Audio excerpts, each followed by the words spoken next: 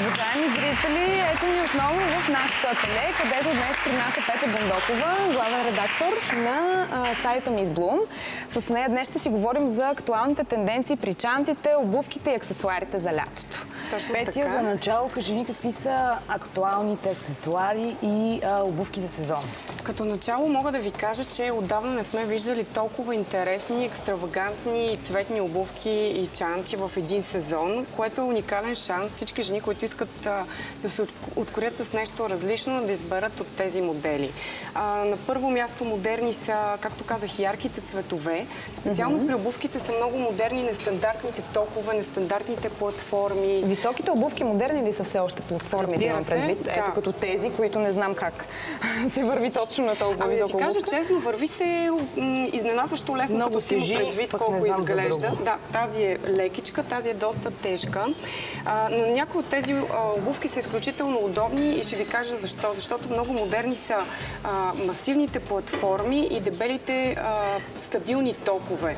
Тази обувка специално е една от най-удобните високи обувки, която можете да обуете. Прави ми впечатление, че моделите така доста ретро изглеждат. Означава ли това, че се връщат моделите от едно време на обувките? Защото това е доста диско. Да, този масивен ток ти създава тази асоциация, както и каишките през глезена, които също са много модерен детайл. Или по-скоро този модел, ето да го покажем и него, който е доста ретро ми е на мен лично. Какво да комбинираме една бяла обувка, за да изглежда възможно най-стилно? Белите обувки са нещо, което се завърнаха и малко ни изненадаха, защото допреди този сезон дълго години се смята, че те не са проява на добър вкус. Но сега те се завръщат. Те си подхождат с един градски, по-минималистичен стил, едни изчистени силуети. Не можете да ги сложите с дантелени роклички или нещо на цветчета. Изчистени силуети, нещо като рае, геометрични мотиви. За тези обувки, защото аз ги харесвам, защото в много сайтове съм виждала, че този тип обувка с този силикон е много скъп като цяло в обувките. Ами да, защото големите дизайнери напоследък много харесват този тип обувки, които имат прозрачен елемент, не цялата обувка от значи, ако имаме такава обувка, вече сме с най-модерни. Това е едно бижу. Отива ли си модата на много високите обувки или все още... Не, много високите обувки можем да си позволим, разбира се, дори мога да кажа, че са почти задължителни за един много официален повод. Те при всички положения предават много елегантност на силуета, така че за официалните поводи високата обувка е почти задължителна, но пак казвам, има вариант тя да е удобна. Ето, например, този модел. Това не е от най-неудобните обувки. Добре, аз запитам нещо друго ми е интересно. Както винаги, всяко лято са актуални дългите рокли, копринените и повечето жени ги носят с този тип обувки или с тип цвички, както им казваме. Мога ли да сложа аз висока обувка с такава рокля? Ами, можеш да сложиш висока обувка с такава рокля, по принцип... Но не на плажа, много моля. Не на плажа. На плажа, моля ви, не дайте ходите с високи токове и с платформи. Това си остава територия запазена за равния сандал и за равния. Като казахме плажа, имаме гумени чанти и там при тебе също има една. Това ли е най-актуалното в чантите? Да, чантите, както и обувките, е много актуално в момента да има такъв прозрачен гумен елемент. Не е единствената тенденция, но определено се откроява. Тази е много практична, защото това, което виждате вътре, може да бъде извадено. Да носите чанта, може да се го ползвате като несесер.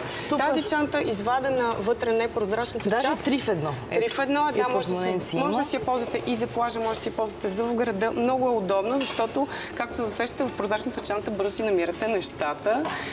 Така че една гумена чанта или гумени обувки са наистина добър избор, ако искате да са модерни този сезон. Стана въпрос за чанти.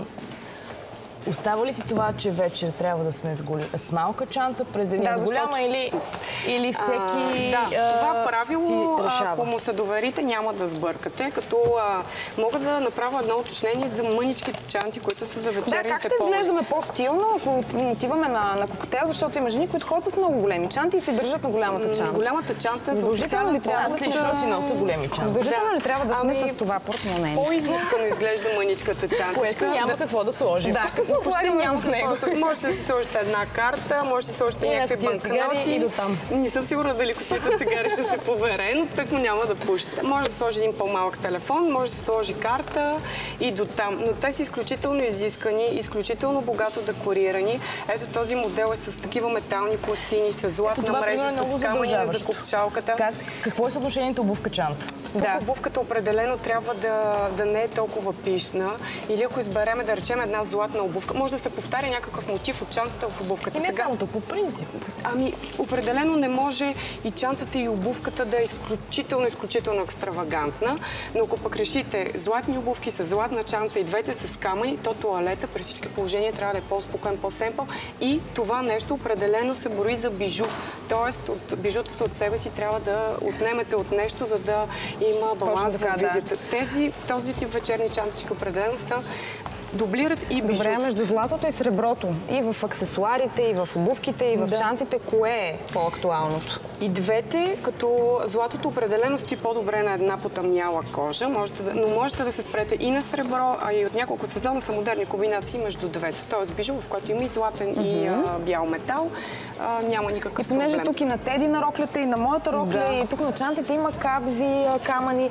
Те все още актуални ли са? Да, определено. Капси, камъни, не само капси, всякакви метални елементи, също така синджирите. Ето виждаме и тук едни такива мотиви, циповете, катарамите, всичко, което е бляскаво, което има такъв елемент, което камъните, капсите, паетите, всичко това е актуално. Има и тигровото, което аз говоря с много приятелки, че тигровото е било кич и че не е модерно. Кажи ни сега, за ние сме в годината на змията, според китайския хороскоп. Тези мотиви, между другото, са много модерни. Този клъч съм го донесла, за да ви го покажа като вариант и за дневна чанта. Това се откроява като тенденция този сезон. Тези чанти, клъч или плик, както им казахме преди, вече спокойно могат... Не е удобно, в интерес на истината, не е практично, защото не може да изглежда много добре и можете... Ако нямате някакви много тежки и обемни неща, пък в този ден да носите, може да се позволите една такава чанта и много интересно изглежда. Добре, когато примерно чантата е шарена, но те са големи тези клъчове, които са за през деня. Трябва да е, защото доста често вече виждам жени, различна цвят обувка, различен цвят чанта. Точно така.